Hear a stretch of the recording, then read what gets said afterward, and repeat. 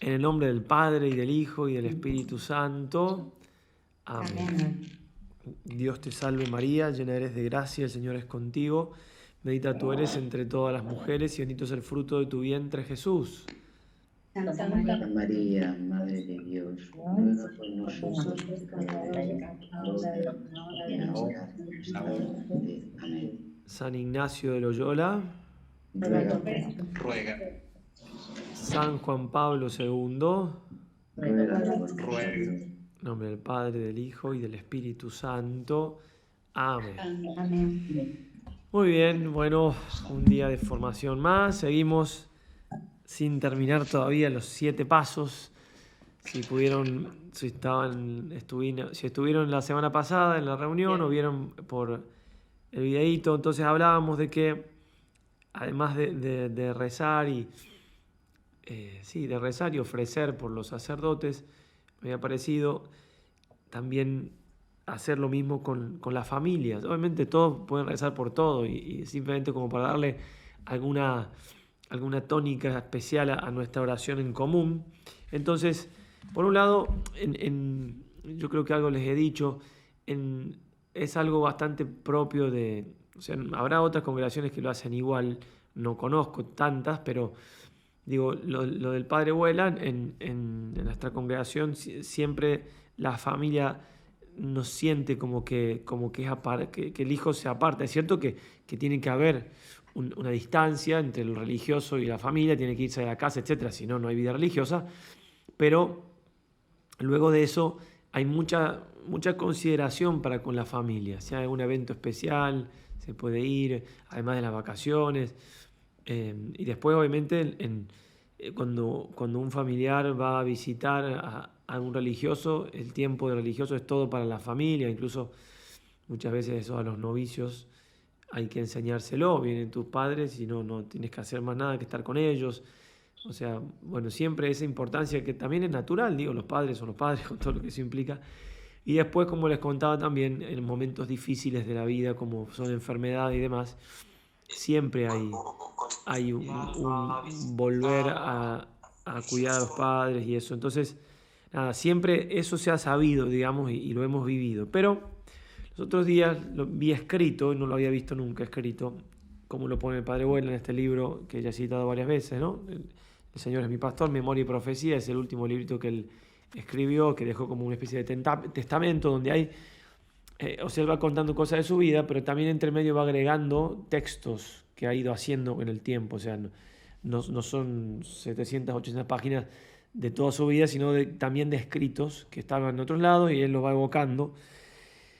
Entonces, aquí, está hablando de la formación sacerdotal, de los seminaristas, etc. Y está hablando de que hay que mojarle la oreja al anticristo, ¿no? Hay que animarse a tener pendencia con el anticristo, ¿no? Con todo lo que es del demonio, y el anticristo va a ser algo del demonio. Entonces, esa espiritualidad combativa, ¿no? De defensa de la verdad.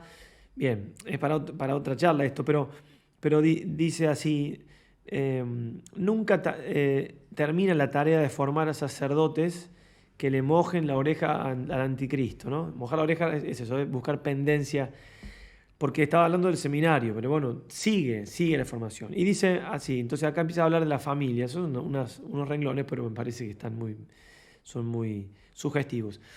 Las buenas familias tienen la obligación grave de seguir ayudando a sus hijos por la oración, los hijos seminaristas y sacerdotes, ¿no?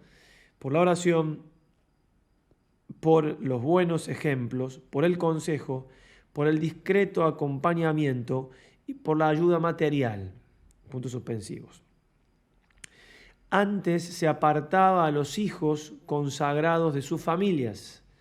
Hoy pedimos suplicantes que a sus familias, que los sigan ayudando eficazmente.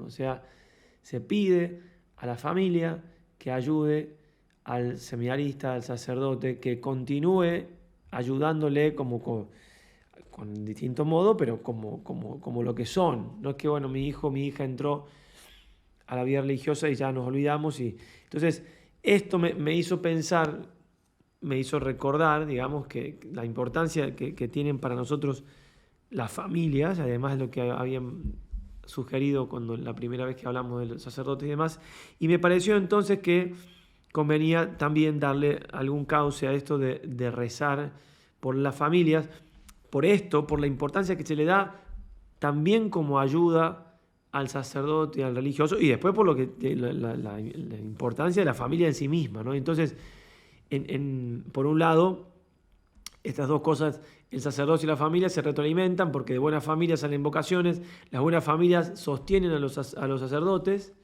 ¿sí? Incluso aunque no sean familiares, digo, uno se puede hacer familiar el sacerdote, ayudarlo y demás.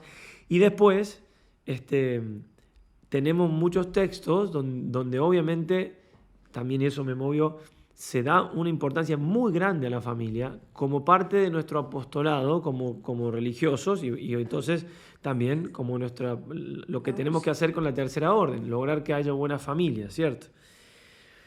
Bien, entonces en este sentido me pareció agregar al punto 6, digamos, además de rezar por los sacerdotes, que podamos rezar por las familias, porque hay realmente un gran ataque a la familia, no es nada nuevo, lo sabemos todos. El padre Vuela escribió un libro, todavía no era, hasta donde me acuerdo, todavía no había fundado la congregación, que se llama Modernos ataques contra la familia, que sería para otra oportunidad de comentarlo. Está muy bien, es un libro corto, digamos, de difusión, no es un tratado dogmático ni nada, pero realmente muy, muy bien y muy, muy claro de lo que sufren las familias hoy en día. Se acordarán también, lo nombrábamos los otros días, de que Sor Lucía, en una carta que le escribe a Monseñor Carafa, le dice que el último ataque de Satanás va a ser contra la familia, ¿cierto? Entonces hay realmente, y bueno, no hace falta que comentar mucho esto porque lo vemos, la familia está atacada por todos lados, en cuanto al matrimonio, en cuanto a la fidelidad, en cuanto si es entre varón y mujer, en cuanto a los hijos, en cuanto a la autoridad de los padres, bueno. Entonces, lo que quería hacer ahora es ir comentando un poquito algunos textos otra vez del directorio de Tercera Orden, donde se habla de la importancia de las familias, de la Tercera Orden, que sean santas familias, y cómo nosotros, bueno, cada familia que pertenecen a ustedes, buscar la santidad en la familia y apoyarnos con la oración de unas familias con otras, y obviamente también por otras familias que no estén en el mar adentro, Bien, pero antes, 2 párrafos de las constituciones. Y creo que no sabemos la diferencia, ¿no? Las constituciones es el texto fundamental que nos rige a nosotros, los religiosos.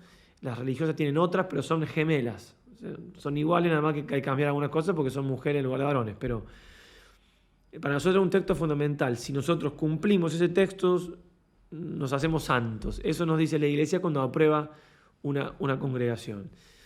Bien, y después hay directorio, ¿no? Ya lo dije esto, pero repito, el directorio, cómo tenemos que llevar adelante una parroquia, cómo tenemos que llevar adelante un apostolado con jóvenes, cómo tiene que ser nuestra predicación, etc.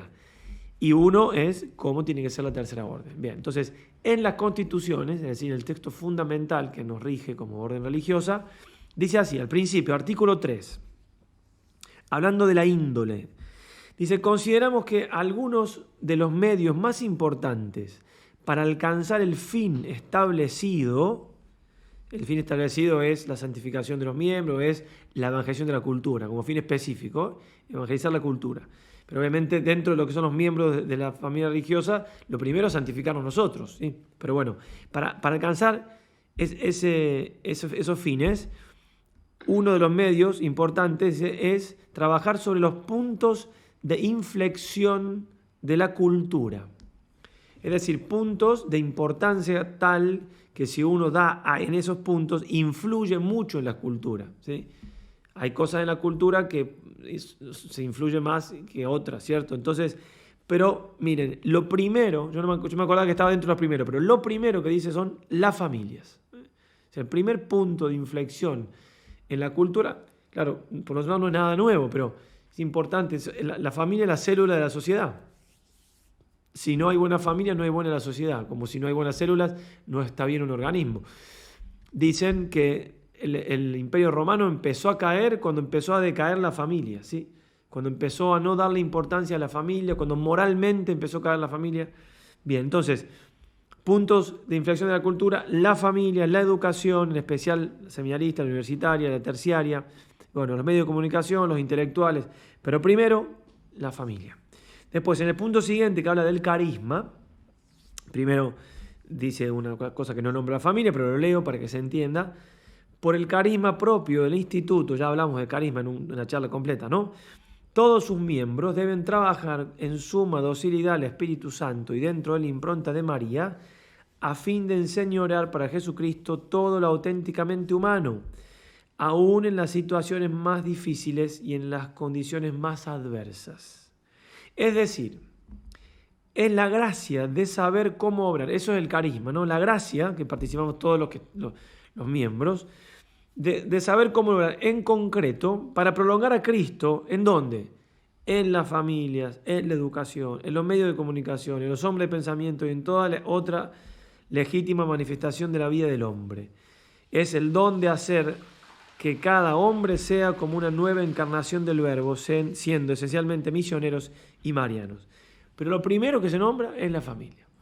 Lo primero que hay que prolongar a Cristo es en la familia, ¿no? Entonces, me parece súper importante que, por un lado, claro, tratemos eso nosotros, pero después tratemos de influir en lo que podamos, con nuestra oración y también con el apostolado. Ya vamos a ver el tema del apostolado, en las familias, por el gran bien que eso reporta, porque claro, si no está bien la familia, es muy difícil, ¿no? El amor de padre y madre es lo que forja mucho la personalidad de los hijos, la fe de los padres es la que se transmite a los hijos. Bien, y es cierto que también la escuela, la educación es importante, por eso, pero figura después. Primero la familia, después la educación. Porque es cierto que también la educación, si no hay buena educación, si el colegio juega en contra en ese sentido, si está bien, entonces no hay mucha forma de que lo que se da en la familia realmente pueda dar su fruto, pero primero está la familia. Bien, y ahora sí, vamos a los textos del directorio de Tercera Orden. Textos, como digo, simplemente textos que me han parecido que es importante porque nombra a la familia. Hay una parte que habla del matrimonio, los hijos, todo, ¿no? Y digo, hay otros textos más, no puedo citar a todos, el directorio es bastante largo. Entonces, bueno, pero algunos textos que pueden ir iluminando este tema de la importancia de la familia y cómo tenemos que tratar de vivir, digamos, cristianamente, santamente la vida familiar. Entonces, en primer lugar, cómo Jesucristo tiene que reinar, que estar en toda la sociedad, en todo el hombre, en todas sus manifestaciones, y obviamente dentro de eso la importancia de la familia. Leo el texto que tiene como una introducción, pero que me parece que es rica. Dice: confesamos al único dueño y Señor nuestro Jesucristo. Está citando en eso la carta de Judas, versículo 4. Carta de Judas no tiene capítulo porque es uno solo. ¿Sí? Único dueño y Señor nuestro. Y que en Él está comprendida una referencia a todas las criaturas. ¿Sí? En Cristo hay referencias a cada criatura. Es el punto de unión y cita del comprensor, es decir, del que está en el cielo ya viendo a Dios, y del viador, el que está en la tierra. Cristo es el punto de cita y de referencia y de unión, ¿cierto? De hecho, los que están en el cielo, lo que pueden ver aquí en la tierra, no pueden ver todo, porque ¿para qué también? ¿No? Pero ven los que les conviene a ellos, o sea, los que les convienen o los que tienen que ver con ellos, qué sé yo. Un fundador de una familia religiosa tendrá conocimiento de la familia religiosa que fundó, de las oraciones que le hacen, por supuesto, de los familiares que están vivos en la tierra, por supuesto. Bueno, todos, algún contacto con la tierra hay, pero no se enteran absolutamente de todo, sino sobre todo de lo que les incumbe. Bueno, pero ¿cómo lo ven? ¿En directo así? No, lo ven en directo, sí, en tiempo real, pero lo ven en el Verbo, ¿sí? En Jesucristo, en el Verbo, en la segunda persona. En Él ven toda la creación que les incumbe, ¿no? Eso lo dice Santo Tomás. Entonces, por eso dice, en Cristo se da el punto de unión y cita entre el que está en el cielo y el que está en la tierra de viador. Bien. se da el punto de unión de cita también del amo y del esclavo, del siglo y del segundo, del universo y del átomo, desde ahora y de la salvación del hasta ahora de las promesas. ¿Sí? La salvación es un desde ahora, ya estamos salvados desde tal momento, desde la encarnación, y hay un hasta ahora que es hasta cuando llegue la parucía el último día. Bueno, Cristo es el punto de unión de lo ya realizado, de lo que esperamos, etc. Sigue hablando, ¿no? Hablando de la centralidad de Cristo, punto de unión y cita de Dios y del hombre, de lo escatológico y de lo encarnado, de las distancias siderales y del milímetro. Por eso, nada escapa a Cristo, ni los viajes espaciales, ni el mundo de la electrónica, ni de las computadoras, ni de la ciencia más actual o de la técnica más profesional, ni de los descubrimientos recientes, ni de la familia, el trabajo, la cultura, lo económico, político, etcétera, todo, ¿no? Y en ese todo está la familia. Pero me pareció un texto, más allá de que habla en nombre de la familia, hermoso, porque no puede haber lugar que no le incumba a Jesucristo, porque Él es Dios hecho hombre, porque Él redimió todo lo creado, porque Él lo compró. Redimir es eso, redemo es recomprar. No hay lugar, no tiene que haber aspecto de mi vida, por más que no sea una religiosa, un religioso, no tiene que haber aspecto de mi vida donde no esté Cristo. No puede, porque si no está Cristo, ¿quién está? Mi amor propio. ¿A quién le abro la puerta? Al demonio con el amor propio. ¿Por qué no va a estar Cristo? ¿Qué motivo puedo tener para que no esté Cristo? Repito, que no quiere decir que tengo que vivir rezando, aunque si pudiera, mejor estar en presencia del Señor siempre, sino que no esté Cristo significa que no están sus criterios, que no lo evoco en esos momentos, que como que no le cabe a Él esto. Y no es así. En las diversiones, en todo tiene que estar el Señor. Por eso también este párrafo citando a San Ignacio de Antioquía, que dice: tapaos los oídos cuando oigáis hablar de cualquier cosa que no tenga como fundamento a Cristo Jesús. Dice la política. Está bien que un partido político, si se presenta como muy cristiano, a lo mejor no puede ganar, y bien, y con las leyes naturales ya es gran cosa, ¿cierto? Un partido político que defienda la vida, que defienda la patria, aunque no sea cristiano del todo, confesional, bueno, pero uno tiene que saber que eso va a perdurar o va a llegar a una plenitud, etcétera, siempre y cuando esté Cristo en algún momento. Lo mismo en una nación. Mientras no esté Cristo, las soluciones son siempre. ¿Por qué? Porque Cristo no solamente nos salva a nosotros individualmente, salva a la sociedad también. Y así como yo en lo individual, si dejo de lado a Cristo, me pierdo, así las sociedades, si dejan de lado a Cristo, se pierden. Y vemos tantas sociedades que están tan mal, tantos países que están tan mal. ¿Por qué? Porque no está Cristo. Y no está Cristo a propósito, está Cristo rechazado, está la cristofobia, ¿verdad? Bien, y obviamente que entonces, en lo que estamos hablando, en la familia no puede no estar Jesucristo. Contaba, quizás si vieron la homilía del entierro del padre Vuela, el padre Fuentes, siendo seminarista alguna vez o diácono ya, tenían que ir a hacer apostolado a los colegios, a dar charlas a los jóvenes. Digo, padre, ¿de qué podemos hablar? Como que les tire una charla así muy interesante, que los jóvenes, ¿no?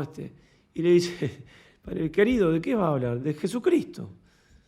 Y claro, ¿de qué va a hablar? De Jesucristo, está bien. ¿No? ¿De qué le va a hablar un joven siendo sacerdote si no es de Jesucristo? Obviamente que se puede tratar el tema de muchos ángulos, pero siempre el centro es Él, siempre el centro es Jesucristo. Bien, de la vida oculta del Señor, ahora sí, en cuanto a un misterio del Señor, quería evocar algo, primero que ya lo habíamos visto alguna vez, pero la charla pasada me acordé, lo cité de memoria, y ahora como lo leí de nuevo se los quería recordar, en cuanto a la ayuda a los sacerdotes, nos vamos un poquito al tema anterior, pero dice, junto al ejemplo de San José y de María, hablando de la vida oculta del Señor, ¿cierto? Los laicos deben aprender el servicio a Jesucristo. Otra vez, la importancia del Señor. No solo a Cristo en la Eucaristía. Yo lo sirvo a Cristo en la Eucaristía como laico cuando voy a hacer una visita Santísimo, cuando estoy en una hora de adoración, cuando voy a misa, cuando ayudo en la parroquia con la sacristía, etc. Bueno, lo que sea, todo lo que tenga que ver con Cristo en la Eucaristía. Pero no solo, sino también, dice, perdón, no solo a Cristo en la Eucaristía, en el ejercicio del sacerdocio común, que tienen todos por el bautismo, sino también a Cristo presente en sus sacerdotes, que son sus representantes en la tierra. Deben, por tanto, ser colaboradores eficaces con todos los buenos y santos sacerdotes del mundo, pero de modo particular con aquellos que son miembros de su familia, de la misma familia, como son los padres del Verbo encarnado, etc. Bien.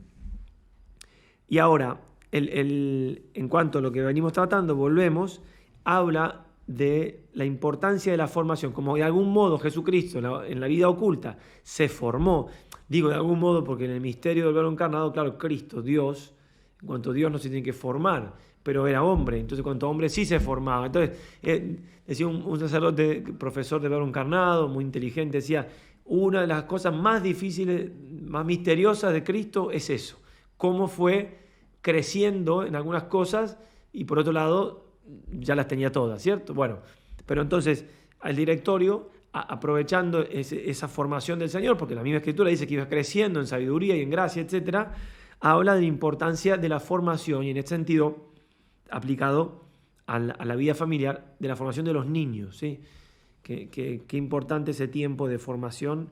Dice, además de la vida oculta del Señor, debemos aprender que todo tiempo de preparación debe ser para nosotros muy importante. No es perdido cuando se lo aprovecha. No es tiempo que hay que pasarlo lo más rápido posible. No es un mal necesario. Dice, bueno, hay que formarse, ¿qué va a hacer? No. El futuro de nuestros hijos y por tanto de la tercera orden depende fundamentalmente de la formación que se les dé en los tiempos fuertes de preparación, la familia, la escuela, la universidad, los movimientos, etc. Entonces, todo lo que implica dedicar tiempo a la formación de los hijos es un tiempo realmente trascendental, que a veces es un tiempo de jugar con ellos, ¿no? O sea, jugar es formarlos, jugar es, ¿no? Dedicar, es amarlo y por eso digo, adaptarse, pero formarlo, ¿no? Después ya hablaremos, habrá tiempo seguramente de hablar también del método preventivo de Don Bosco, que también se puede aplicar a la educación. Bien. En cuanto habla el director del apostolado en el mundo, también digo, estamos hablando de un tema que es la familia, pero obviamente vamos tocando otros temas que me parece que son importantes para la formación en general. Y en este caso, como el laico, por la vocación del laico a santificar el mundo, ¿no? Que tiene todo laico. En este sentido, va a citar el documento del Concilio Vaticano II, la Lumen Gentium, un poquito más adelante, que tiene textos muy buenos, 2 veces la cita. Dice así, nunca debemos olvidar que a los laicos corresponde por propia vocación tratar de obtener el reino de Dios gestionando los asuntos temporales y ordenándolos según Dios. A los laicos les corresponde por propia vocación obtener el reino de Dios gestionando los asuntos temporales, ¿sí? Ya habíamos hablado un poco de eso, ¿no? Lo temporal es mucho más del laico que del consagrado. El consagrado se dedica más a las cosas atemporales, en el sentido de predicar la palabra de Dios, pero el que está en el mundo trabajando en una oficina, en una fábrica o lo que sea, en la misma familia, es el laico y ahí le toca la santificación del mundo desde ahí. Viven en el siglo, es decir, en todos y cada uno de los deberes y ocupaciones del mundo y en las condiciones ordinarias de la familia, de la vida familiar y social con la que su existencia está como entretejida, ¿eh? La existencia del laico está entretejida en todas estas cosas humanas. Aquí entra la familia, el trabajo profesional, los negocios, las amistades, la política, las diversiones honestas, etc. Lo primero, la familia. Todo esto es lo que ha de consagrar el terciario del Verbo encarnado, religándolo con Dios. Es así que, y a otra vez el concilio, están llamados por Dios para que, desempeñando su propia profesión, guiados por el espíritu evangélico, contribuyan a la santificación del mundo como desde dentro, a modo de fermento, y así hagan manifiesto a Cristo ante los demás. Una cosa que publicamos que me gustó mucho en ejercicios espirituales en Telegram, es un texto del Padre Hurtado muy bonito, que tiene que ver con esto que estamos leyendo. Al comparar el Evangelio con la vida de la mayor parte de nosotros, los cristianos, se siente un malestar. ¿Por qué? ¿Por qué hay un malestar cuando comparo la vida de lo del Evangelio con... Y explica, la mayor parte de nosotros ha olvidado que somos la sal de la tierra, la luz sobre el candil, la levadura de la masa. Un cristiano sin preocupación intensa de amar es como un agricultor despreocupado de la tierra, un marinero desinteresado del mar, un músico que no se cuida de la armonía. Si el cristianismo es la religión del amor, como decía un poeta, y ya lo había dicho Cristo nuestro Señor, el primer mandamiento de la ley es amar a Dios, bueno, y el segundo, amar al prójimo como uno mismo. O sea, nosotros los consagrados nos es un poco más lógico o más fácil darnos cuenta que somos sal en cuanto que somos distintos del mundo de por sí. Porque la sal, para hacer su tarea en el alimento que va a conservar, tiene que ser distinta. Porque si se hace igual que el alimento, no lo conserva. Para eso usaba la sal en ese tiempo, ¿cierto? O la luz, para iluminar, no tiene que ser igual que la tiniebla, ¿no es cierto? Que la oscuridad, tiene que diferenciar. Entonces nosotros los religiosos, los consagrados, sacerdotes, eso, bueno, es un poco lógico, andamos vestidos distintos, tenemos una vida distinta en cuanto que no tenemos familia, nos dedicamos a cosas distintas porque yo tengo que preparar sermones, qué sé yo, la gente todos los días no hace eso. Entonces nos es un poco más fácil tener presente eso. Yo tengo que ser luz del mundo, tengo que ser sal de la tierra, no me tengo que confundir con lo mundano, etc. Bien, pero todo cristiano tiene que ser luz del mundo y sal de la tierra. Todo cristiano. Entonces, cada uno tiene que saber que está en el mundo, pero que no es del mundo.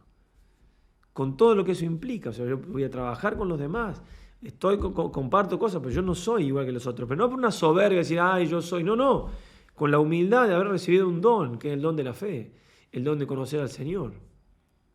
Como esa carta muy hermosa, la carta de Ogneto, que no se sabe el autor, pero sí el destinatario, que es de Ogneto, del primer tiempo de la iglesia, donde empieza a relatar cómo son los cristianos, y una cosa, no lo pueden creer, o sea, los cristianos están en el mundo, pero no son de este mundo, ¿no? Y empieza a caracterizarlos, bueno, así tenemos que ser, y hoy en día en muchos lugares eso implica burla, o implica que no se nos comprenda, no importa, no importa. O sea, en mucho tiempo en la iglesia y ahora en algunos lugares también, ser cristiano es sinónimo de posibilidad de que me maten, ¿no? De martirio. Entonces, yo tengo que vivir ese martirio en donde estoy. ¿Cómo? Manifestando que creo en Cristo. Prudentemente, obviamente, no hace falta que ande predicando por las calles, pero no ocultando mi fe en el Señor y manifestándola públicamente cuando así es necesario. Y que vengan degollando. ¿Qué importa que nos pase? No tengo que ocultar al Señor, no tengo que desdecirme, no tengo que olvidarme que soy seguidor de un Dios encarnado y crucificado, ¿sí? O sea, de un Dios humillado, la lectura de hoy, la segunda lectura de hoy, ¿no? Se hizo obediente, se hizo nada, hasta la muerte de cruz, y bueno, humillado en la encarnación y humilladísimo en la cruz. Bien, en un momento también habla, que ya también algo hemos dicho, de que tenemos que tener amor a la cruz, dice el directorio, y va diciendo que esta devoción a la cruz se ha de concretar, y dice varias cosas que las salto porque no me parecen que ahora son importantes, pero dice en un momento, se ha de concretar en el fervor por llevar la gracia de la redención a toda la realidad. O sea, si yo amo a Cristo en la cruz, de ahí va a brotar mi deseo de salvar almas, porque lo veo a mi Señor crucificado y derramando hasta la última gota de sangre. ¿Por qué? Por las almas. Entonces no voy a querer yo participar de esa misión. Es lo que un poco obviamente tendría que brotar de la contemplación de Cristo crucificado. De hecho, por eso también muchos padres de la iglesia y demás comentan, ¿no?, que ese grito del Señor, tengo sed en la cruz, además de ser un grito por una sed física, digamos, es sed de almas. Sed de almas. Entonces, fervor por llevar la gracia de la redención a toda la realidad, al hombre, a todo hombre y a todos los hombres, no excluiría a ninguno, al matrimonio y la familia, a la cultura, a la vida político, económica, social, a la vida internacional, etc. Después de nombrar al hombre, en cuanto a decir, bueno, al ser humano, lo primero que se nombra es al ser humano en cuanto unido a una, entre varón y mujer, en cuanto formador de una familia. Importancia de la familia. Y después, y aquí me detengo un poquito más, porque ya son todos números seguidos, habla el directorio de la vocación matrimonial, ¿sí? Un poco más adelante, ya número 340 y siguientes, de la vocación matrimonial, habla de los hijos, algo también hemos dicho, me parece que no vale la pena, no vale la pena, digamos, recordar. Bien, el matrimonio es el sacramento propio de los laicos, el medio ordinario para que estos se santifiquen en el mundo, obviamente los que están juntos, los que quieren vivir con marido y mujer, ¿no? Por supuesto que la vida de soltero también está bien y se puede santificar sin el matrimonio, ¿eh? Pero bueno, cuando hay que vivir marido y mujer, este sacramento es el que... Bien, dice, una manera, un medio ordinario, aunque no la única y exclusiva, por supuesto. Bueno, es un sacramento. Un sacramento es algo, un signo sensible y eficaz de la gracia de Dios. Es un medio ordinario por el cual Dios me da su gracia. Cualquier sacramento, ¿cierto? Entonces, naturalmente ya existía antes de Cristo un matrimonio natural. Es decir, cuando un hombre y una mujer se prometían fidelidad hasta la muerte, eso era matrimonio. Y sigue siéndolo. Si dos personas que no tienen el bautismo se prometen fidelidad, amor hasta la muerte, eso es matrimonio. Pero no es sacramento. El sacramento supone el bautismo, que estén bautizados, ¿cierto? Y hacerlo también según derecho canónico, etcétera, ante un ministro, etcétera. Entonces, pero un sacramento es un modo concreto que tiene el Señor y muy eficaz de santificarnos. Entonces, tenemos que tener ideas claras para defender el matrimonio de los que están casados, pero también para ayudar a otros a que se casen, hoy en día que cada vez hay menos matrimonios. Es un modo ordinario, un medio ordinario, o sea, ordinario significa, sí, me entiende, ¿verdad? Porque hay un sentido de ordinario como si fuera algo de poco valor. No, ordinario es un modo común, el modo más común en el sentido de más fácil, bueno, más ordinario. El modo con el cual Dios nos hace llegar la gracia son los sacramentos, ¿cierto? Bien. Los matrimonios de la tercera orden secular deben ser conscientes que su testimonio de vida es una riqueza y un estímulo para toda la familia religiosa, también para los otros que son laicos y no están casados, también para nosotros son un ejemplo y un testimonio y ayuda. O sea, un buen ejemplo. Vida de santidad de cualquier persona ayuda a los demás, ¿eh? Uno hasta es edificado cuando confiesa, porque obviamente que hay gente que aunque va a decir sus pecados, se nota que son gente de mucha virtud y de mucho amor a Dios. Uno muestra lo que es donde está, ¿no? Bueno, el matrimonio, con más razón, es un testimonio de a dos, digamos, de familia. Queremos que los matrimonios de la familia del Verbo encarnado brillen como antorchas en este mundo ateo y materializado, en donde se levantan como criterios de juicio. Esto es lo que dice el mundo. La anticoncepción como método, el control de la natalidad como solución, la infidelidad como virtud, la falsa emancipación de la mujer como ideal, propiciando el llamado matrimonio laico que seculariza y desacraliza la realidad sagrada del matrimonio católico. Queremos que los matrimonios sean luz en contra de esa tiniebla, de esa oscuridad. Y después, quienes no estén casados, o yo que no estoy casado, tenemos que rezar para que los matrimonios sean así. Ese es el punto, ¿cierto? Tenemos que colaborar en lo que se pueda, con el sacrificio que sea, para que un matrimonio no se rompa o para que una parejita que están viviendo juntos se casen. San Ignacio una vez se fue a ver a una, no sé si era una condesa o qué, que estaba por separarse y no, es un sacrificio muy grande, ¿no? Tuvo que salir de noche, llovía, no le querían dejar ir porque era grande de edad, no le importó nada, salió y fue había algo en juego muy importante. Además también, porque como era una condesa y demás, de separar ese matrimonio también se seguía un gran mal para la cristiandad, para lo que ellos tenían entre manos, ¿cierto? Bien, por eso queremos dar testimonio ante el mundo, en primer lugar, de dos cosas. Que es posible abrazarse a las exigencias del Evangelio sin temor ni reservas, a imitación de la Sagrada Familia. Se puede vivir una vida familiar santa, se puede, porque como le dijo el ángel a María Santísima, para Dios no hay nada imposible. Y lo mismo tenemos que decir de la vida personal nuestra. Puedo vivir según el Evangelio. Claro, como dice San Juan Pablo II en la encíclica Veritatis Splendor, es que para vivir lo que pide el Evangelio necesito la vida de Cristo. Claro, tengo que estar en gracia, si no, no. También para la vida matrimonial se va a estar en gracia. Porque sin la vida del Señor, Jesús lo dijo muy claro, sin mí nada podéis hacer. ¿Sí? Entonces, pero no puedo perder, aunque el mundo esté como está, no puedo perder y pensar, bueno, perder como la esperanza, ¿no? Y la santidad, vivir, no, claro que no. Si no, estamos no entendiendo el poder de Dios, como dice Jesús, y tampoco las Escrituras. También queremos dar testimonio de que es posible vivir el espíritu de las bienaventuranzas en el matrimonio, llevándolas hasta sus últimas consecuencias. De las bienaventuranzas. El Señor, las bienaventuranzas no son solamente para los consagrados, son para todos, y también para los matrimonios.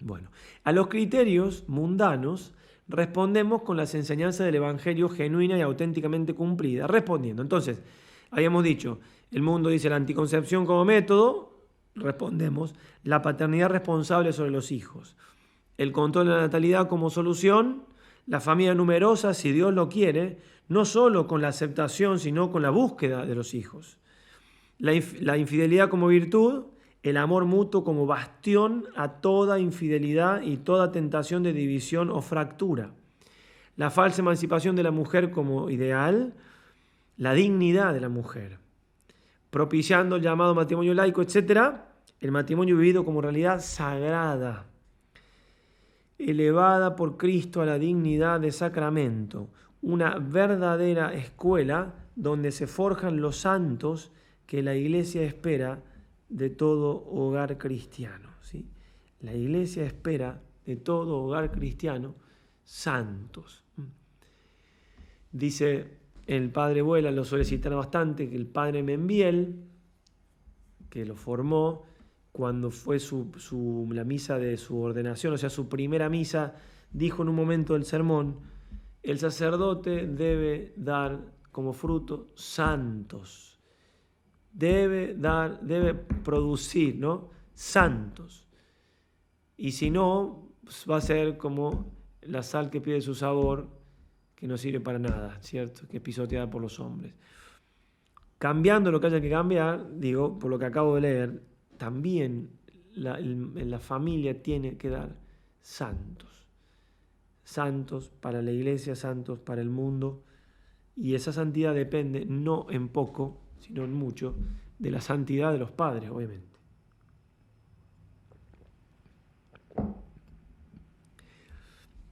Y antes de pasar a hablar de los hijos, pone una cita, sin decir ninguna introducción, de San Agustín. 3 son los bienes del matrimonio: la prole, la fidelidad y el sacramento. Esas 3 cosas no pueden faltar. No puede haber una unión de hombre y mujer sin sacramento. No puede estar los hijos, o sea, no ser responsable con los hijos en el sentido de no tener hijos porque simplemente no tenemos ganas o por lo que sea, que ser responsable y ser generoso con Dios. Y la fidelidad matrimonial, que es la base de la permanencia de esa familia. Otro puntito habla de los hijos. Recién era vocación matrimonial, ahora los hijos. Es el mejor regalo con que Dios puede premiar el matrimonio. Por eso es un grave error creer, como sostienen muchos, que la Iglesia considera irresponsables a quienes tienen una familia numerosa.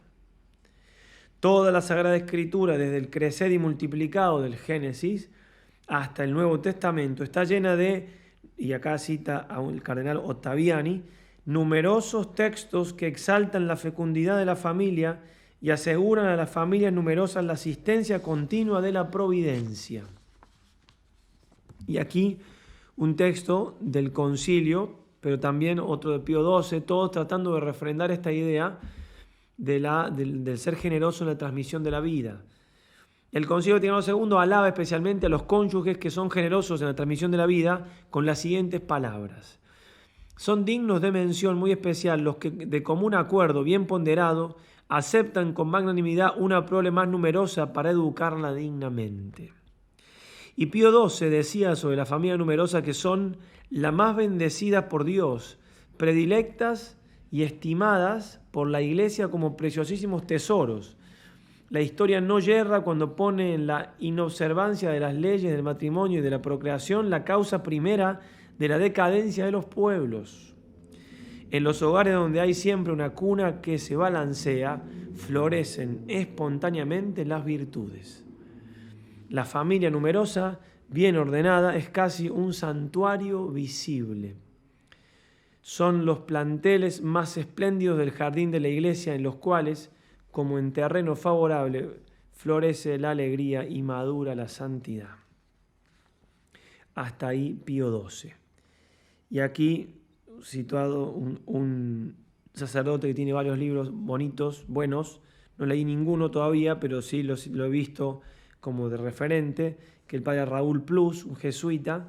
El libro se llama Cristo en la familia, del año 1953, y dice el directorio: por ello se dice muy bien, y acá lo cita, mejor aún que determinar los medios, incluso lícitos, para limitar los nacimientos, resulta examinar a conciencia las razones que aconsejan una descendencia numerosa.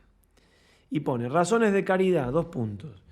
Para con los hijos, dependientes de que los padres los puedan llamar o no a la vida y en consecuencia a la eternidad. Creo que les he contado que yo estoy aquí porque mi madre aceptó el consejo como sacerdote y tuvo 2 hijos más, si no, no estaría. Obviamente que mi madre hizo un acto de caridad muy grande para conmigo, si no, no existiría, ¿cierto? Para con la iglesia, obra de caridad para con los hijos, o tener hijos, ¿sí? Para con la iglesia, a la que debe procurarse dar la mayor cantidad de bautizados posible, entre los que podrían contarse, si Dios lo quiere, almas elegidas y también sacerdotes en un mundo en que escasean tanto.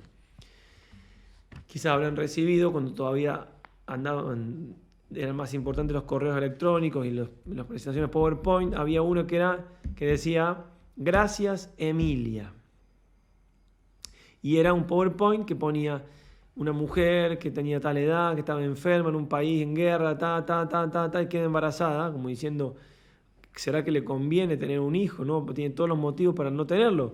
Y lo decidió tener. Y ese hijo es San Juan Pablo II, ¿no?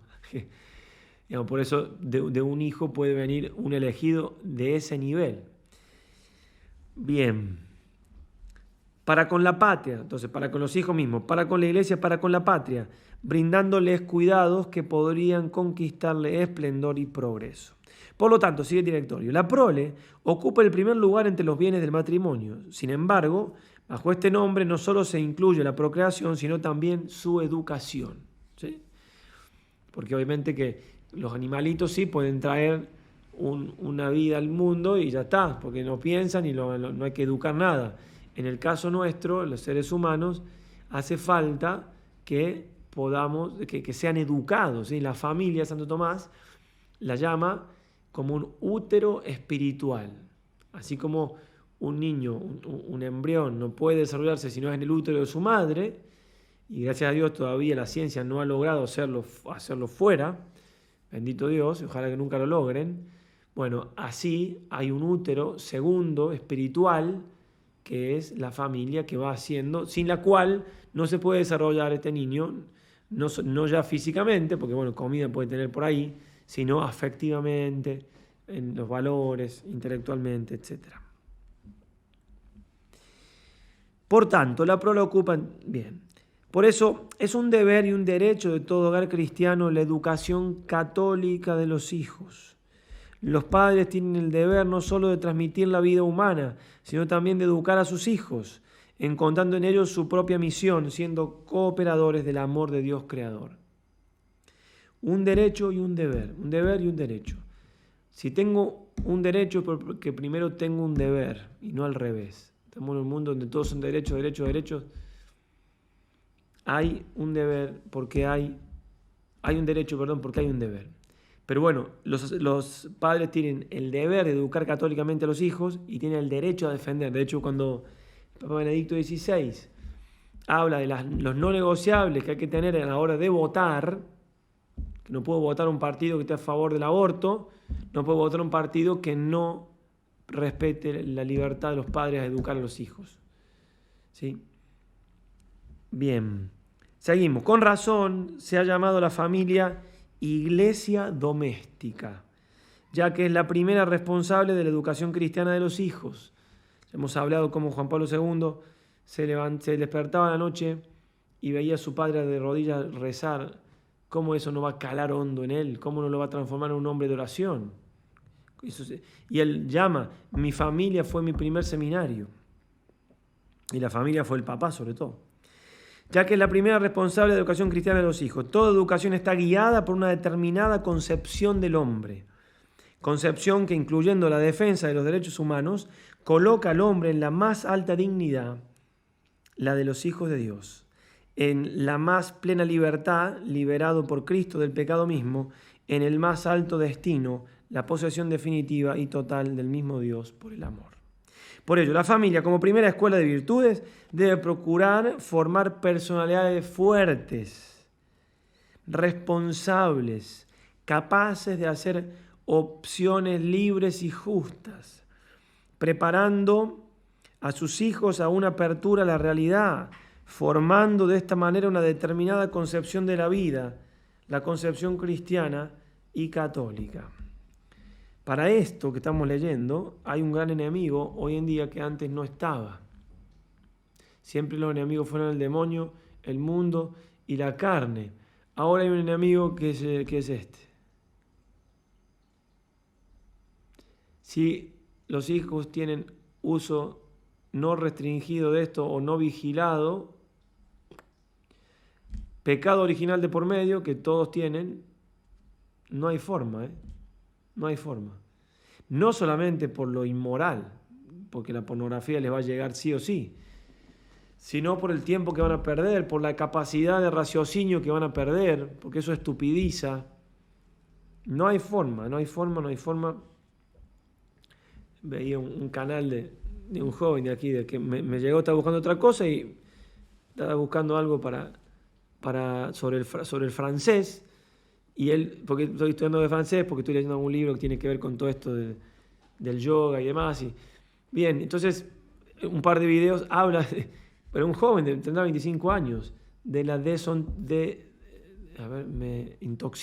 desintoxicación de dopamina, dice él, porque esto da mucha dopamina, ¿cierto? En el sentido que te va produciendo cierto placer, porque es algo fácil, como ver una película si quiere, pero más todavía, todo el tiempo me da, ¿cierto? Por eso es tan atractivo y tan adictivo.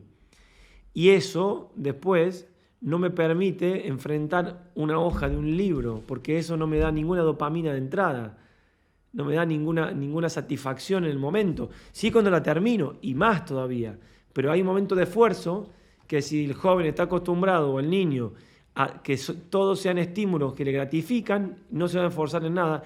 Y por eso los jóvenes hoy en día también son medio amebas, digamos. Están ahí que no. Otros días, viajando en avión, había un joven al lado mío, tenía 2 celulares, 2. Con uno jugaba, tenía 21 años, porque en un momento le pude preguntar algo, en un momento que respiró. O sea, todo el tiempo jugando. Y después sacaba y contestaba un mensaje. Y después volvía a jugar. No podía ni hablarle una palabra para ver, bueno, saludarlo, qué sé yo. Y después cuando le hablé, cuando nos trajeron la comida, entonces ahí se puede hablar un poquito. Cuando le hablé, fue un sí, no, me contestó 3 palabras como diciendo, no te voy a faltar el respeto, pero no tengo ganas de hablar. Bueno, punto. Bien.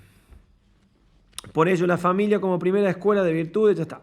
En el núcleo familiar se halla la primera escuela de vida también y de formación de los hijos. Por ello, y de la formación de los hijos. Por ello, los padres deben realizar la primera y más eficaz acción preventiva, ofreciendo a sus hijos una recta formación y preparándolos para engendrar vida. Habla también de la fidelidad, la importancia de la fidelidad matrimonial. Consiste en la mutua lealtad de los cónyuges en el cumplimiento del contrato matrimonial. El contrato suena medio feo, como si fuera una compraventa, pero está bien, o sea, nos hemos acostumbrado que los contratos son solamente con dinero de por medio, pero hay otro tipo de contrato, ¿no? Contrato es un acuerdo entre dos partes, ¿cierto? Bien, este es el fundamento sobre el cual se edifica el matrimonio, la fidelidad del hombre con la mujer y viceversa. Los amores, entre comillas, destruyen el amor con mayúscula. Por tanto, la mutua lealtad debe ser cuidada como la perla preciada del matrimonio, sabiendo que llevamos un tesoro precioso en vasijas de barro. Lo conocerán Fernando Casanovas, converso del protestantismo, de una charla donde decía, a veces me voy a tal lado y mi señora me escribe a ver dónde estoy y me dice, ¿cómo la quiere? Dice él, ¿cómo la quiero? ¿Cómo me cuida? ¿Cómo me cuida? ¿No? No se sentía vigilado y enojado con eso, sino amado, digamos, protegido. Los esposos se dan la palabra ante Dios de cumplir lo prometido durante toda la vida, lo cual concede al matrimonio una mayor firmeza por su unidad. Ya no son dos, sino una sola carne, Génesis 2:24. Y en razón también de la indisolubilidad, lo que Dios unió no lo separa el hombre, Mateo 19:6. Estas dos propiedades, ¿sí?, son las luces que hacen brillar la gloria del matrimonio, ¿sí? La unidad son una sola cosa y la indisolubilidad. Y por tanto deben ser guardadas con gran celo por los cónyuges, no sometiéndolas a nada ni a nadie. Y aquí cita al concilio otra vez, y el concilio citado una y otra vez. El concilio tiene textos muy bonitos. Cuando se dice algo en contra del concilio, uno tiene que defenderlo. Y cuando se cita el concilio y lo hacen decir algo mal, es mentira. Es que están citándolo mal. De hecho, ni lo citan a veces. El concilio dice tal cosa. Los esposos y padres cristianos, siguiendo su propio camino, mediante la fidelidad en el amor, lo primero, mediante la fidelidad en el amor, deben sostenerse mutuamente en la gracia a lo largo de toda la vida e inculcar la doctrina cristiana y las virtudes evangélicas a los hijos amorosamente recibidos de Dios. ¿Sí? Entonces, mutuamente sostenerse en la gracia, el uno con el otro, e inculcar la doctrina a los hijos. De esta manera ofrecen a todos el ejemplo de un incansable y generoso amor, contribuyen al establecimiento de la fraternidad en la caridad y se constituyen en testigos y colaboradores de la fecundidad de la Madre Iglesia como símbolo y participando de aquel amor con que Cristo amó a su esposa y se entregó a sí mismo por ella. Por último, el matrimonio en cuanto sacramento. Algo dije al principio, pero acá está tratado más exprofeso. La alianza matrimonial fue elevada por Cristo nuestro Señor a la dignidad de sacramento. Es algo sagrado. Y cita aquí otra vez a Pío XII. Desde el momento, pues, que con ánimo sincero prestan los fieles tal consentimiento, abren para sí mismos el tesoro de la gracia sacramental, de donde han de sacar, esa gracia sacramental, fuerzas sobrenaturales para cumplir sus deberes y obligaciones, fiel, santa y perseverantemente. ¿Sí?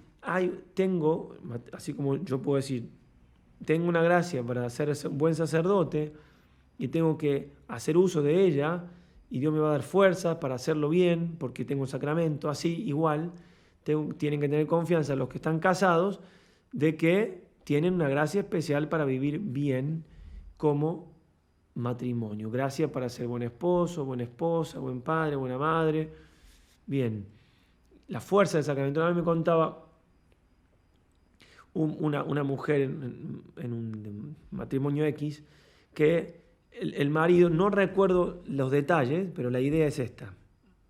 Como que el marido tenía muchos problemas en el trabajo y estaba pensando dejar para cambiar de trabajo, no para dejar de trabajar.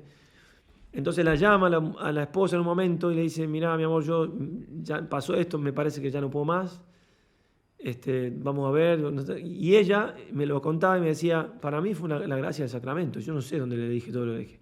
Le dijo, no, mira, vos estás trabajando ahí, tenés que hacer el esfuerzo, no sé qué, Dios te va a ayudar, pero dio un empujón, bueno, y él, listo, no hizo nada, y la decisión estuvo bien de no cambiar de trabajo, de soportar ese momento de dificultad. Pero ella lo que me daba la atención es que me lo contaba así. Dice, para mí eso fue una gracia del sacramento del matrimonio. Y puede ser, tranquilamente, porque los sacramentos tienen la gracia, me ayudan a conservar y aumentar la gracia santificante, la vida de Dios en mi alma, pero también me da gracias particulares para vivir propiamente ese sacramento que recibí, que en este caso es el sacramento del matrimonio. Por eso, siguiendo con esto, dice, de este modo los cónyuges no solo aumentan el principio permanente de la vida sobrenatural, que es la gracia santificante, sino que añaden también dones particulares, son otras gracias propias del matrimonio, disposiciones y gérmenes de gracia, aumentando y perfeccionando las fuerzas a fin de que los mismos puedan no solamente entender, sino íntimamente saborear, retener con firmeza, querer con eficacia y llevar a la práctica cuanto atañe al estado conyugal, a sus fines y deberes. ¿Sí? Gracias especiales para esto, lo repito, ¿no? Entender, íntimamente saborear, retener con firmeza, querer con eficacia y llevar a la práctica todo lo que implica llevar adelante un matrimonio santo. Y en fin, y aquí cita Santo Tomás, les concede derecho al actual auxilio de la gracia cuantas veces lo necesiten para cumplir las obligaciones de su estado. El sacramento del matrimonio me da derecho a pedirle a Dios las gracias necesarias para ser buena madre, buena esposa, buen padre, Lo mismo podemos decir, el sacramento del bautismo para ser buen cristiano, o la confirmación, ¿sí? A veces se nos escapa la grandeza de los sacramentos, ¿cierto? Todo esto debe animarnos a vivir las exigencias del matrimonio cristiano confiando más en el poder de la gracia de Dios que en nuestras débiles fuerzas, sabiendo que Dios es siempre más generoso que nosotros. Bueno, muy bien, entonces hasta ahí, ya llevamos casi una horita hablando de este tema que me pareció, repito, importante para también rezar. Después vamos a particularizar cómo lo vamos a ofrecer para hacerlo, pero ya he aclarado eso, que lo formal es acá entender que tenemos que rezar también por las familias, con todo lo que eso implica. Bueno, muy bien, tenemos 18 en YouTube, y acá éramos algo de 30, me parece que vi. No, 48, bien. ¿Alguno tiene alguna pregunta? A ver, en YouTube se quiere... La número 12, mire, Farsa será el apellido, Fara Ríos es la número 12. Wow, está acá escrito en YouTube. San Ignacio era el número 15. Jennifer González, y yo tengo que hacer un movimiento aquí. Que ya... Un par de consultas. El punto de encuentro que mencionaba, que es mediante Cristo, entre los que están en el cielo y los que están en la tierra, ¿eso aplica también para los que están en el purgatorio? Sí, aplica, pero sí, aplica. O sea, si hay, en todo punto de unión que hay en todo el mundo sobrenatural siempre está Cristo. Sí, se aplica. Porque, digamos, de todas maneras, bueno, ahí hay quienes dicen, por ejemplo, que porque nosotros podemos rezar por las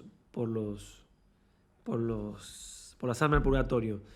Santo Tomás dice que ellos no pueden interceder por nosotros mientras están en el purgatorio.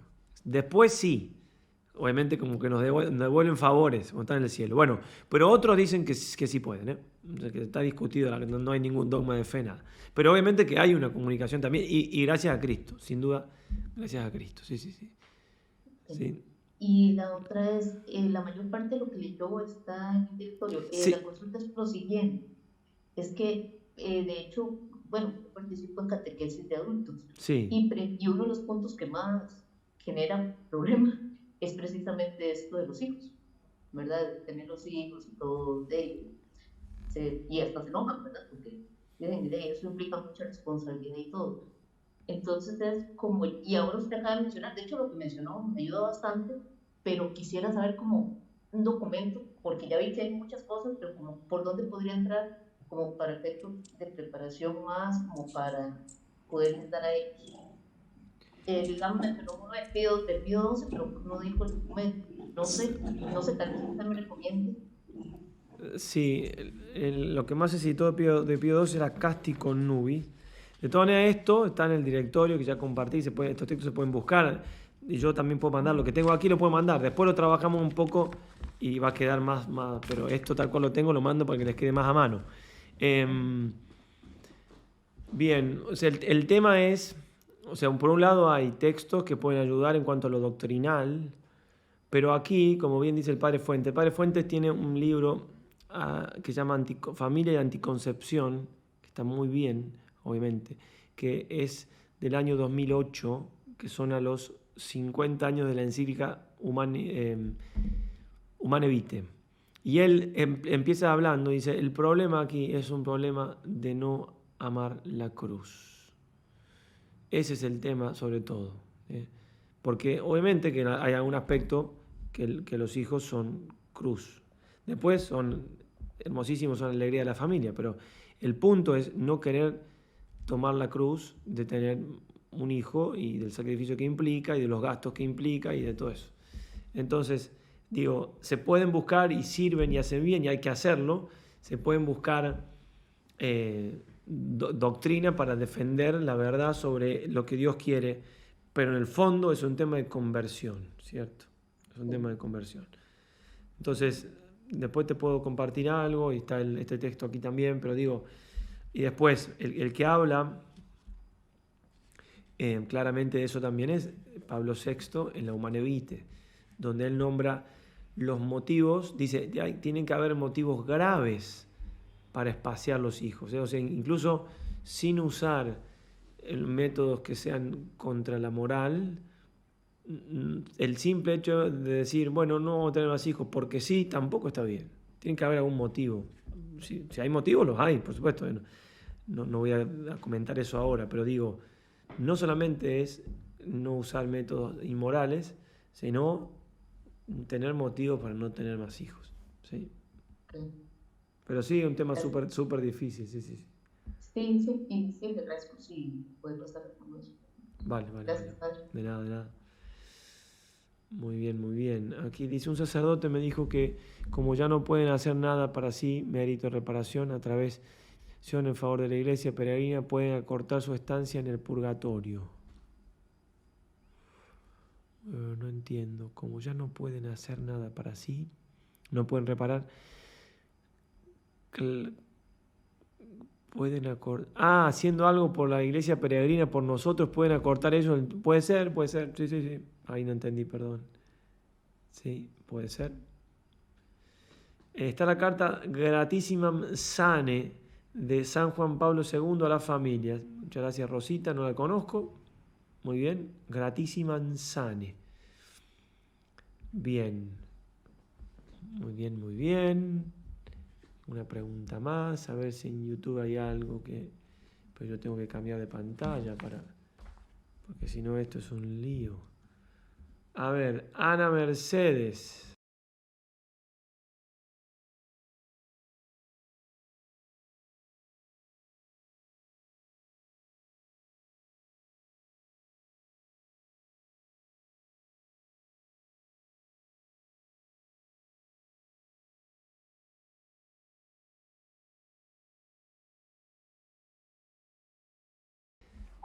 Bueno, yo conozco aquí en la parroquia parejas casadas por la iglesia, he estado presente en sus bodas y todo, y tienen hijos, y los hijos, ahorita las niñas se van a graduar de bachiller, que entre 16 y 17 años, y ya van con un bebé en el brazo. Vale. Sí. Claro. Celebran el bautizarlo y hacer su fiesta, pero no buscan la manera de resolver la situación del sacramento.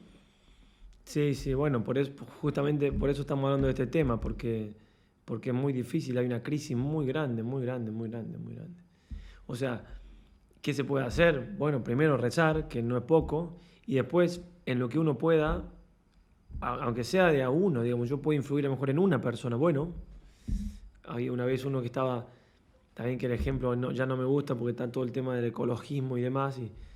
En fin, pero bueno, el ejemplo es donde había estrellas de mar en la playa y estaba tirando estrellas de mar otra vez al mar, porque si no se morían. Entonces había cientos, muchísimas en la playa, porque entonces viene uno y dice, ¿qué estás haciendo? Mira todas las que hay, o se van a terminar muriendo. Y él agarra una más, la tira y dice, bueno, una menos se va a morir, ¿no? Entonces, bueno, como diciendo, lo que llegue a hacer lo hago. Entonces, a veces uno no puede influir más que en un matrimonio, o en una mujer, o en un varón de un matrimonio. Bueno, esa es mi tarea, rezo por ello, hago lo que puedo.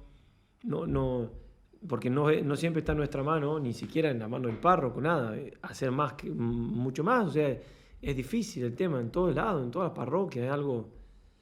Sí, comparto. Sí, por eso. Solo matrimonio. Sí, y eso hace que da de pensar de que dentro de una generación tampoco van a haber bautismos. Es un poco la consecuencia lógica, digamos. Bien, entonces, sí, comparto y por eso esta charla comparto el problema, o sea, es una cosa, y tampoco sé tanto las soluciones porque es el problema. Si tuviéramos la solución, apretamos un botón y el mundo cambia. Ojalá pudiéramos. Bueno, una de esas mamás se está formando para catequista, pero ella ya tiene su nieta y tiene su nieto del otro hijo, y ninguno de los dos niños, de los hijos, se ha casado. Son situaciones. Bueno, gracias. Sí, pero comparto su diagnóstico, es difícil, sí. Bien, Jessica dice, que es lo que me distrajo recién, perdón. Para los que no nos hemos casado, en concreto las mujeres, después del sacramento de la confirmación, la vida consagrada a una orden o hacer una vida consagrada como seglar, ¿implica alguna gracia? Bien, o sea, hay que distinguir acá entre qué es la gracia sacramental y la gracia santificante.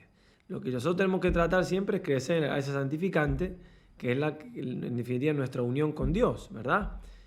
Entonces, hay sacramentos, todos los sacramentos tienen una gracia, además de influir en la gracia santificante, nos dan gracias propias de sacramento. Entonces, claro, si no hay sacramento, no hay gracia del sacramento, si no hay ningún sacramento más. Pero hay también lo que se llama las gracias de estado, ¿sí? Gracias propias de un estado de vida. Si me hago laica consagrada, tendré una gracia propia de ser laica consagrada. Si me hago religiosa, también. Y es más, si la religiosa superiora tiene una gracia para ser buena superiora. Entonces, hay gracias propias de situaciones en la vida o de estado, lo que sea, que no solamente dependen del sacramento, ¿cierto? Entonces, no te desanimes, Jessica, que hay gracias, hay muchas, de sobra, para repartir. Bien. Estoy en discernimiento sobre mi vocación. Ok, muy bien. No, está bien la pregunta. Si un matrimonio se separa pero son fieles al sacramento, quiere decir que no se vuelven a casar porque no solicitan la nulidad. ¿Siguen conservando la gracia del sacramento? Sí. Mientras estén casados. Y solicitar la nulidad es si la pueden, la nulidad no es solicitar un divorcio, ¿no? Es si es que hay motivo para pensar que fue nulo el matrimonio. Pero sí. Es más, o sea, aún que se vayan a vivir con otros, no tienen gracia propia del sacramento porque no están en gracia de Dios. Pero cuantito vuelvan a estar en gracia de Dios, tienen gracia propia del sacramento. El sacramento lo tienen hasta la muerte de uno de los cónyuges, está, ¿cierto? Bien. Naidú dice, cuando el mundo más la carne te dicen que debes tener dignidad, amor por uno mismo. ¿Qué pasa, Naidú, cuando el mundo te dice? Tú dirás, no. Porque ese amor por uno mismo que viene de la carne o del mundo es un amor desordenado. Obviamente que tenemos que amarnos, Tenemos que amarnos. Jesús dice que hay que amar al prójimo como a uno mismo. Pero el amor a nosotros tiene que ser un amor ordenado. Los santos se amaron a sí mismos mucho más que nosotros, pero se amaron ordenadamente, porque la mejor manera de amarse es olvidarse de uno. Pero uno se está amando cuando se olvida. Uno está amando cuando se dona, ¿sí? Uno está amando cuando se pierde por lo que hace, ¿sí? Entonces, el amor, pero tiene que ser un amor ordenado, ¿cierto? Bien. Tenemos ahí un enlace de un documento de la familia. Gracias, Ingrid. Gracias por la charla. Estamos muy necesitados. ¿Por qué esto? Una de tus primeras vocaciones y matrimonio formar parte de la tercera orden, no solo lo leo en alta. Una pregunta. Cuando tu primera vocación es el matrimonio, formar parte de la tercera orden solo uno me preocupa. Siendo prácticos, lo que no se comparte es matrimonio a distancia. ¿Es así? Ah, entiendo. Es decir, si uno está en la tercera orden, no están los dos. O sea, digamos, en nivel de principios, no tiene que ser así, porque es como decir, bueno, si yo me estoy... O sea, mejor que estén los dos, por supuesto, no hay ninguna duda.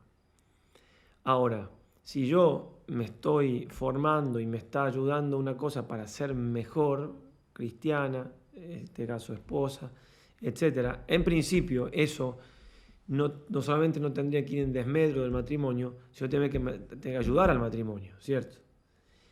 Bueno, eso a nivel de general. Después puede ser algún caso donde, no sé, el marido o la mujer, si es el caso del marido, no quiera, se moleste, se disguste, sea siempre causa de problema matrimonial, bueno, entonces ahí habría que ver.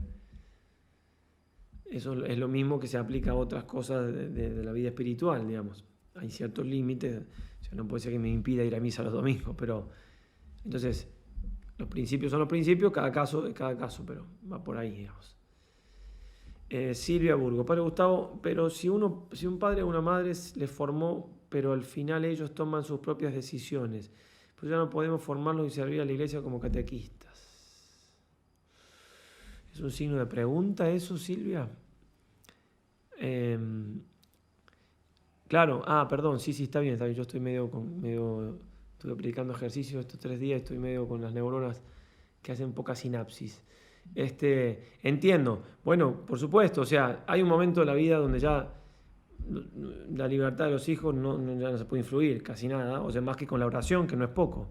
Está muy bien, que siempre está muy bien ser catequista y ayudar a otros, y sin duda cuando no se puede con los hijos y no se puede con los nietos, o aún pudiéndose con los hijos también, sin duda que está muy bien, sí, ser catequista y ahí siendo catequista se puede influir también con las madres de esos chicos, ayudarles a las madres, a veces hasta ayudarles con errores que uno ha cometido antes, ¿cierto? También sirve, es una muy buena manera de redimirse. Si, bueno, yo hice así, por experiencia te aconsejo que no hagas así porque eso no resulta. Bien, sí, muy bien. Ok. A ver, si hacemos así y ponemos así, no sé qué pasó, a ver, estoy yo, sí. Si en YouTube hay algo, María Luisa, Padre Gustavo, ¿hago mal en pedir al Señor que mis cruces futuras sean pequeñas y llevaderas? Nuestro Señor Jesucristo pidió al Padre que si era posible pasara de él ese cáliz.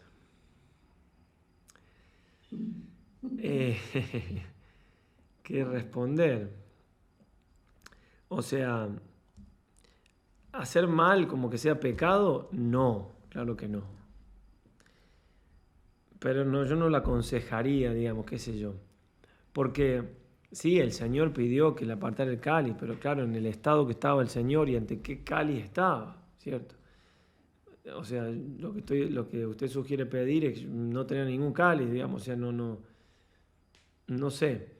Repito, no es pecado y en fin, uno habla con Dios con la confianza de un hijo, y entonces también le está hablando un padre que me ama y que sabe que... Pero claro, es como que yo miro una cruz y veo a su hijo unigénito clavado ahí y realmente me da un poquito de, no sé, me tendría que dar, me parece, como un poquito de, ¿sí?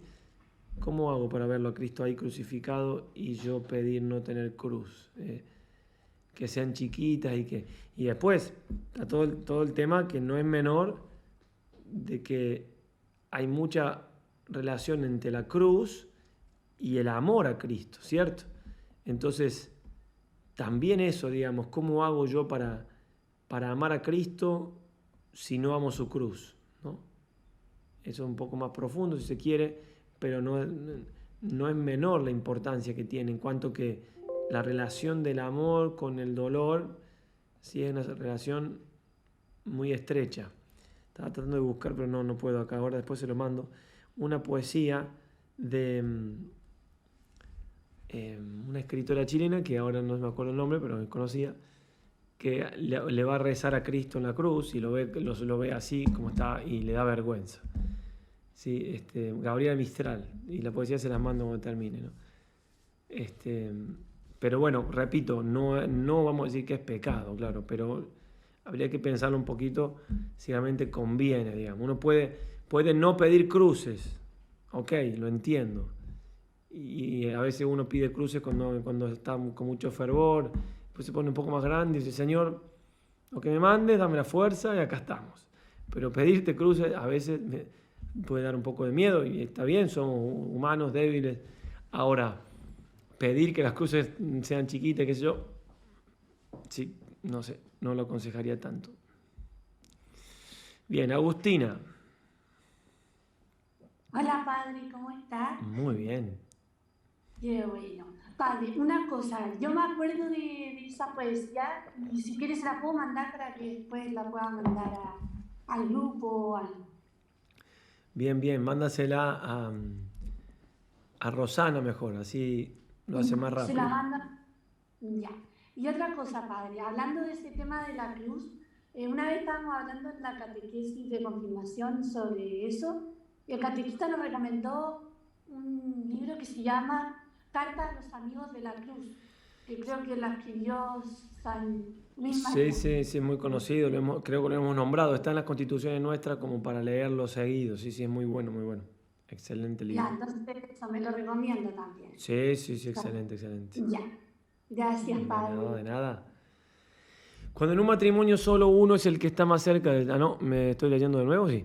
El servicio de la iglesia, y eso puede causar algún conflicto. ¿Cómo hacer? ¿Continuar a pesar de todo? Rezar obviamente para la conversión, pero es difícil. Bueno, es algo que es muy prudencial, o sea, muy de cada caso.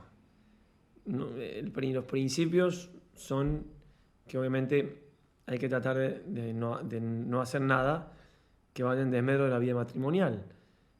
Pero también, si lo que estoy haciendo me hace bien a mi vida espiritual, el equilibrio. Chesterton, por ejemplo, que era protestante, se había convertido al catolicismo, pero no lo formalizó hasta que no se convirtió su esposa con él. Se convirtieron juntos, ¿sí? Entonces, la esperó, digamos. Entonces, bueno, es un ejemplo, pero digo, hay que tener cuidado, discernir y consultarlo en particular con un sacerdote, o consultar, este es mi caso, ¿qué será mejor? Porque también puede ser que a veces sí haya que ceder, no hacer ciertas cosas por el bien del cónyuge, esperándolo a que se convierta o para que no se enoje más de lo que... ¿sí? Es difícil el equilibrio. Bien. Muy bien. Ahí dice... Mejorando los presentes, Agustina, me acaricia el alma cuando la veo y la escucho. Eso fue para ti, Agustina. De parte de Jessie. La Benjamina. De nada, Mónica. Bueno, muy bien. Hay algo más en YouTube. A ver, tengo que apretar acá F3 y correr esto para allá y ver si está YouTube acá. María Luisa, siempre añado que se haga su voluntad y no la mía. Bien, perdón, María Luisa, no lo había visto. Bueno, bien, eso también ayuda. Eso también ayuda. Agregarle a ese pedido de no tener cruz, que no sea tu voluntad sino la mía, está bien. Es una buena aclaración, digamos. Muy bien. Bueno, excelente entonces todo. Ahí estamos. No hay más preguntas. Dios mediante. Nos vemos el domingo que viene. Sí, Dios mediante.